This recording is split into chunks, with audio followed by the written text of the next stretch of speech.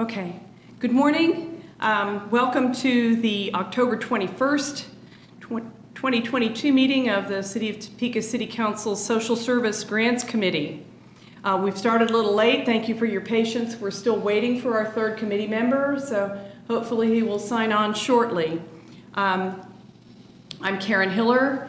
I represent District 1 and I chair this committee. If our second committee member who's already on would introduce. I'm Hannah Nager. I serve as the representative for District 6, and I also serve on this committee. Thanks, Karen. Thank you. We're waiting for Brett Kell, who represents District 5. Hopefully we'll have all three of us here shortly. Go ahead and call the meeting to order and entertain a motion to approve our September 15 minutes to get us started. I make a motion. Moved, seconded. Discussion, any corrections, additions? Nope. All right. All in favor say aye. Aye. Aye. Opposed, same sign. Moving right along. The purpose of our meeting today is to do either the first of a series of meetings or a single meeting, if it works out that way, to talk about planning for the 2024 cycle. With that, our agenda provides any review and discussion of how things went in 2023, and then to review suggested updates to our priority sheet, our scoring sheet, and our process timeline, and to set next steps.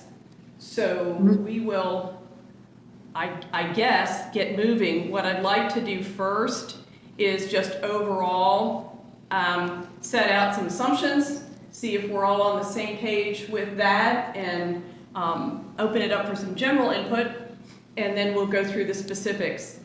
I am making an assumption as we go into this process that we would continue our general process as it has been, and the requirement that an agency have 3 years history, or at least be in its third year for a program, for us to consider, and that we would consider looking at demonstrated outcomes and performance to make our decisions. Is there any conversation or feedback about that?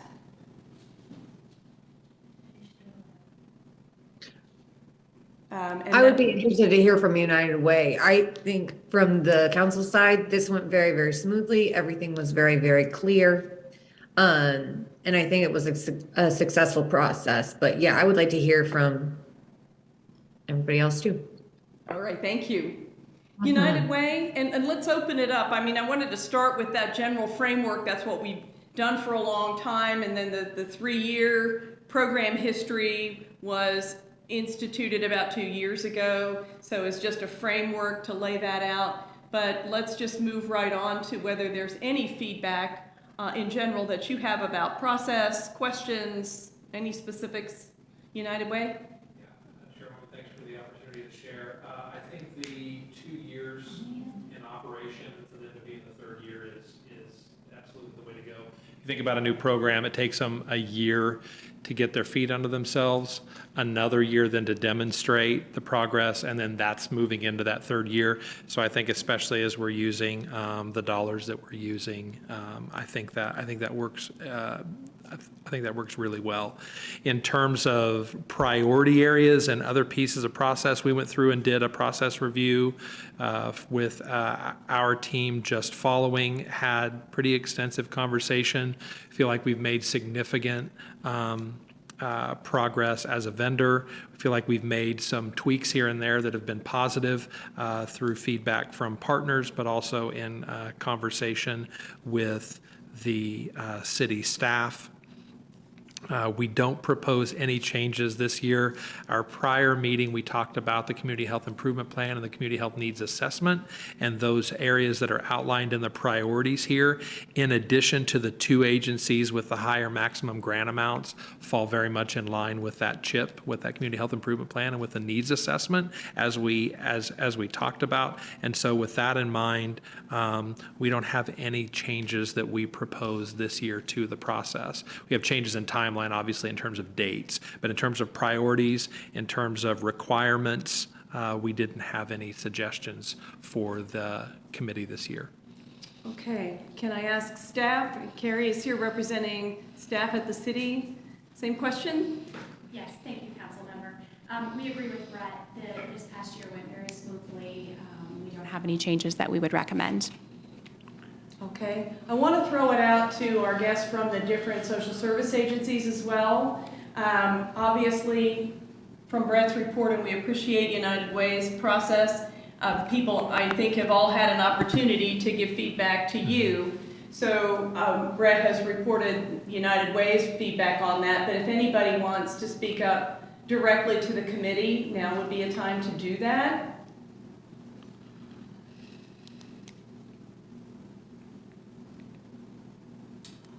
Seeing no hands raised or whatever on the screen here. Okay. One of the things I thought we'd get back to, and Brett touched on it, was that discussion that we had last time, our special focus session on community needs. And it did seem that our priorities were in line with what those community needs were. But if there's not is there any gap analysis, Brett, in terms of something that's missing, that's not getting covered in the community? Not that we can change with program level investment. We have some systems level changes that we need to take a look at. As I shared, there have been barriers that have been identified through multiple sets of stakeholders related to language barriers. Those are more kind of systems level changes and potentially program and agency training pieces that we can take a look at. But in terms of areas where we can invest otherwise through the dollars that we have available here, again, these fall pretty well in line with what the community said in the round table sessions and in the surveys we had for the CHNA, as well as what we had in our stakeholder meetings with United Way of Greater Topeka. Okay. Well, and again, we have some language. One of our priorities in the past has been alternate language support. So that was even in there as well. Correct. Okay. One of the things that we did new this year was to score based on budget. Any particular feedback from anyone on that? That just because it was new, a new question or a new process? If we had any extensive discussion in the grant review process, it was related to the budget. And I think what it allowed for is when we changed the language there, it allowed for more discussion, which I don't think is a bad thing. So if we went through all of our applications and we had a particular question where we spent a good amount of time on, it was budget. And I think that's good. I don't think that's a negative. The reviewers in particular, many of them had done this process in the past, so they were getting used to that language.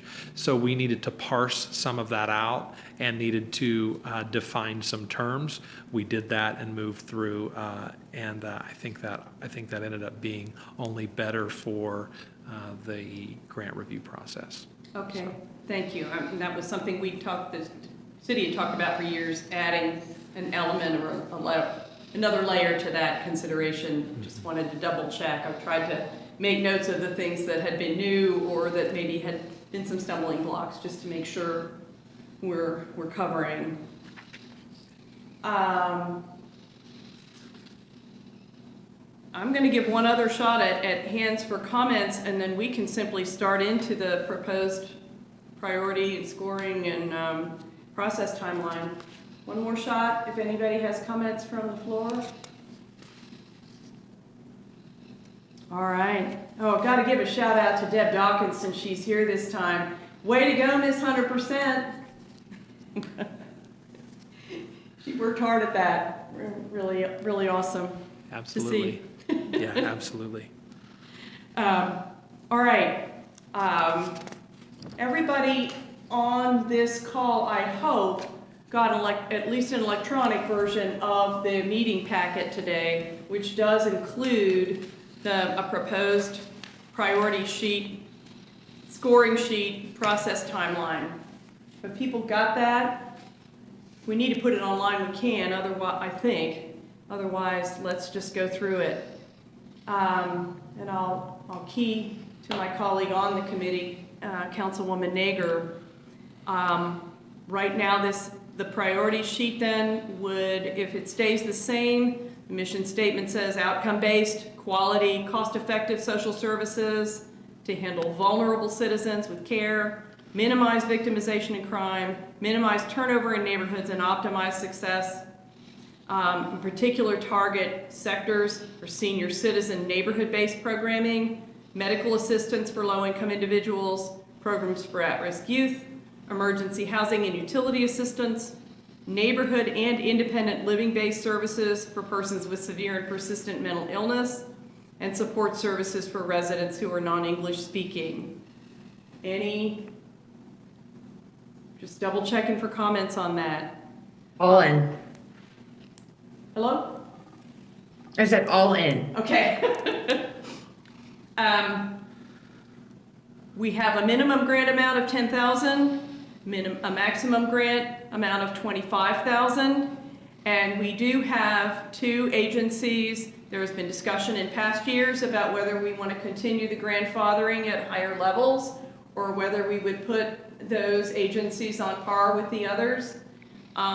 It's probably time for a discussion that we've not had in a couple of years, and any answer is okay, but of whether this committee would recommend adding dollars to this program in the future.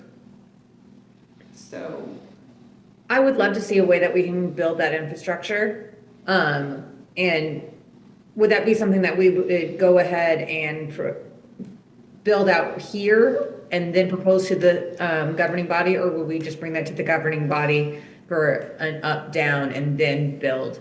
we would propose it when we send it forward to the governing body, and that would put it on deck for consideration when the 2024 budget is considered. Okay, I would be supportive of that. I'm not sure that Carrie, is there any anticipation that the dollars available for CDBG would change from No, what's here? ma'am. We are expecting them to be about the same. Okay. So the other number that's in here is the 367,047 from the general fund. It's not gonna change. Not gonna change? Shouldn't consider it? Now, this is for 2024, Understood. okay? Okay, Councilwoman, we good? I understand. Yeah, that's fine. Okay. Do we want to change anything about the set aside, about the grandfathering? Not at this time. Okay. The end of this talks about the fact that we would not do new untested programs, so therefore no set aside for them, and has some language about those, the 2 years of experience and so on. So, just a walkthrough on that. No changes. I'll just assume we're going to be looking at recommending moving that forward. Scoring sheet. We've actually got the printout from the computer program. Again, any changes? No changes? One more chance here on this. All right.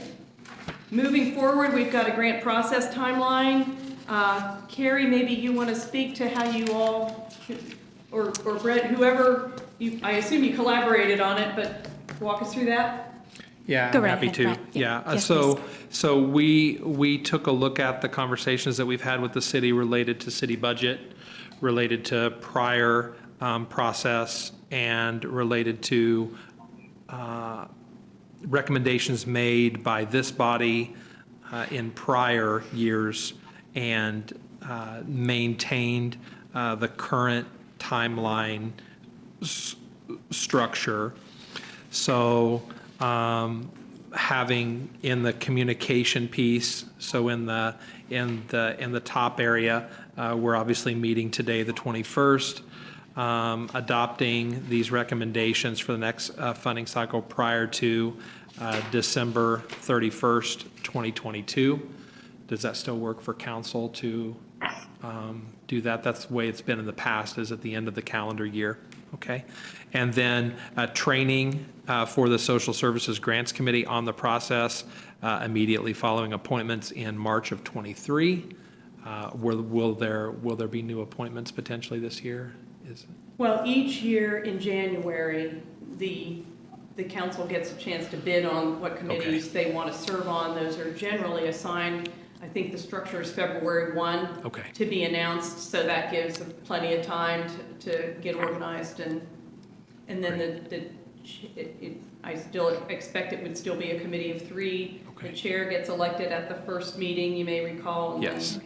But what we're doing this fall is setting up that whole process so it's in place, and they're just kicking off, going through the application and allocation process with you on a set platform that's been council approved. Okay, great. So we will have that training then in March of '23, and again, we've given the month there to provide flexibility.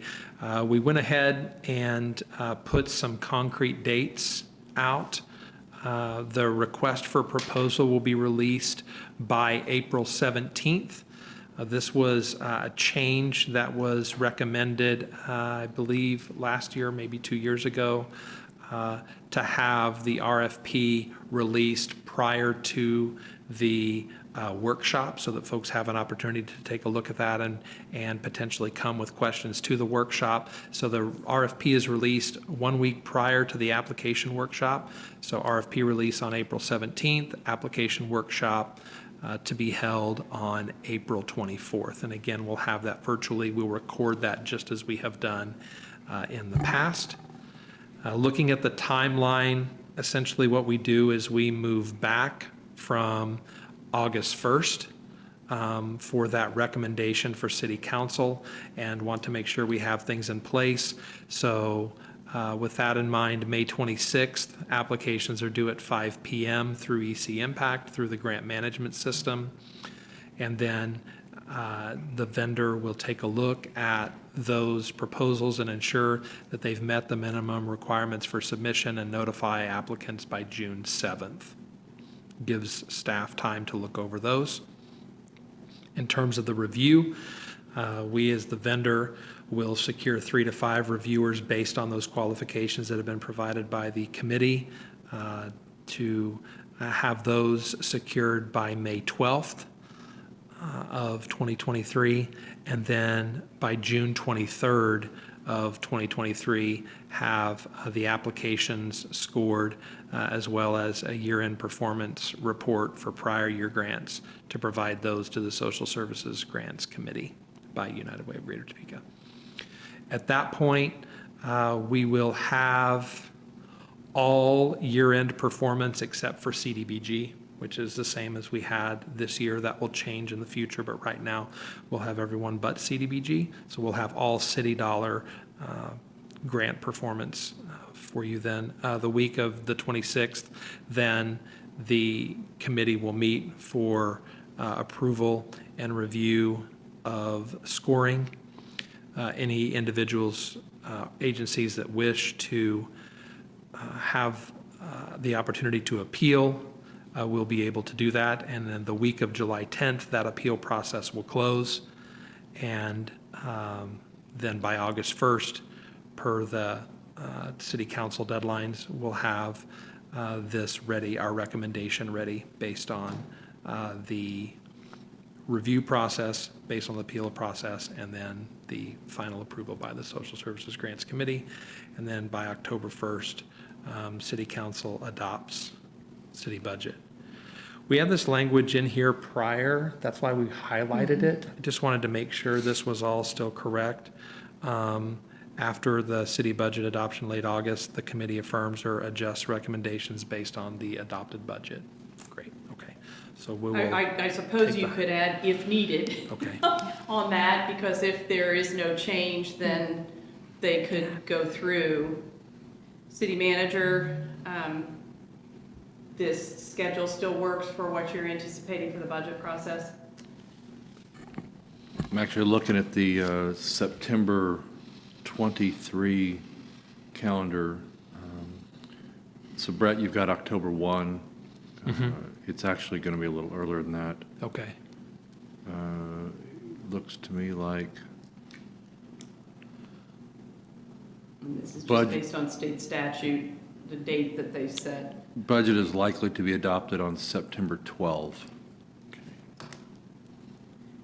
But we haven't, is it actually the 20th or something that's our drop dead deadline? October 1 is when we have to send it to the county, but it has to be adopted prior to that. So really, when we're looking at council adoption, Yeah, it's September 12th. but for Okay. this, I mean, we're having it ready by August 1 is really the most important part of that, probably, to make sure that that deadline in terms of submitting the final numbers. Right. And then if October 1 is the submission date, I mean, we're not going to get involved in can we leave October 1, or do you think we should have it earlier? Totally up to you guys. I'm just letting you know that really the Sure. deadline's not October 1. Okay. It's September 12th. Okay. We're happy. then- So if that changes anything you guys are doing, just know that. Well, it's good to note if for Happy to some be reason more there's a specific. delay, Yeah. that we really do need to, if there was a communication that needed to be made prior to the vote on the budget, if September 12th should be it, then let's just do that. Right. For That sounds sure. great. We can change the language. Okay. And then what we would add, if needed, on the follow-up Correct. vote. Got that.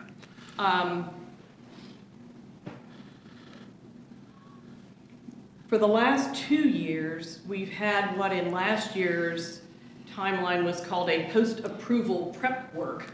But we've had a study session, if you will, because the committee wanted to see that things had emerged. And so that session that we did on the gap analysis was our October session, September, October session this year. And the year before, we focused on senior services, just to kind of do a deep dive along.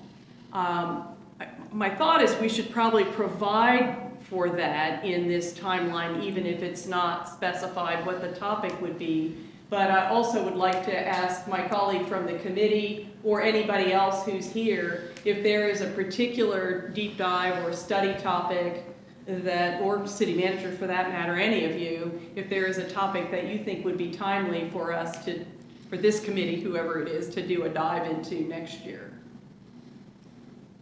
There just had been, 2 years ago, enough questions about senior services and what was available and where what we were doing fit, that it was helpful for everyone involved to do that, as well as what happened this year. Are there any, Councilwoman? No, not at this time. Okay. From anybody else? We ended up having these interim discussions about ARPA, and through ARPA talking about childcare and some other big things that emerged that were great discussion topics, but other people were doing those discussions and we could tune in. I would suggest we leave the spot for it and leave it up to next year's committee if they want it, just so that it's plugged in. That sounds fine. And then they can pass on it if they need to. Exactly. But at least it makes that suggestion to kind of leave that footprint for future. And that could be something, as long as you're comfortable with that being part of your contract, it would just depend on who needed to be called on to be the experts to bring something forward. Absolutely. Just call that a post-approval learning session or presentation? I think learning session makes more sense to me than prep work. Okay, okay. Yeah, so a post-approval learning session to be held in September of 2023? Well, September/October Okay. 2023. Great. That helps the committee look at that calendar and know that if they wanted to do one, they do it before they go into the priority setting for the following year, which makes sense. So just to, we could say something like at the option of the Social Service Grant Committee. Something like that? Does that work? Okay.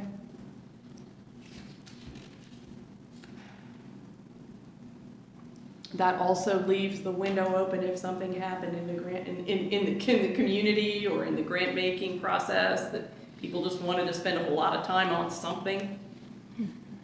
It could even be processed, probably. Whatever. Okay.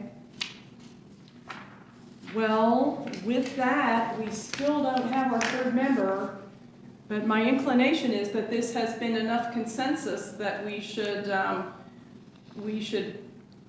vote it out of the committee as a recommendation pending the concurrence of our third member and just go. What do you think? I agree. So, I I didn't would say make that a- very well. Do you want to make a motion? I'll make a motion. Okay, we'll move to approve this, send this out of committee to the council pending concurrence of our third member. Mhm. We all both said aye. Aye. So, any other issues to come before this body today? Councilwoman first? I don't have any other issues, thank you. Okay. City? No, ma'am. United Way? Nothing, thank you. Anybody else who's in attendance? All right, thank you all for coming. We're adjourned.